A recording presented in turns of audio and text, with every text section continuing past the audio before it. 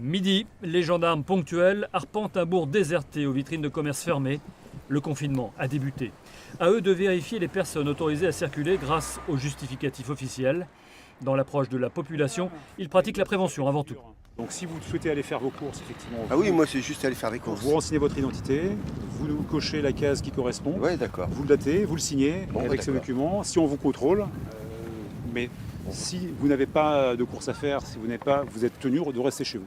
Pour l'instant, aujourd'hui, on n'est pas du tout, il n'est pas question de verbaliser ces gens que l'on voit, mais il est probable par la suite que si on constate que ces gens ne respectent pas cet arrêté, qu'on ira peut-être sur une verbalisation en fonction des directives qui nous seront données. Voilà. Bon, bah alors j'avais mis la date au crayon en papier pour gommer à chaque fois. Très bien, donc là vous pouvez aller faire vos courses et puis après rentrer chez vous, madame. D'accord, merci. Très bien, beaucoup. merci, bon après-midi. Au gré de la tournée des gendarmes, on rencontre des gens qui connaissent l'existence de ce document officiel de déplacement pour des raisons notamment de travail, de courses alimentaires et de santé, mais qui ne l'ont pas encore forcément tous en main. Je ne l'avais pas, donc j'avais fait à la main quelque chose, moi, que j'avais écrit moi-même. Et ça marche quand même? Oui, oui. Je l'ai dans ma voiture. Nous, on l'a eu, je débauche, là, je viens faire 2-3 courses. Et du coup, j'ai mon document.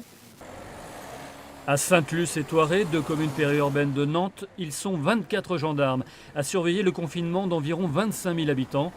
Un dispositif censé mobiliser les forces de l'ordre de jour comme de nuit.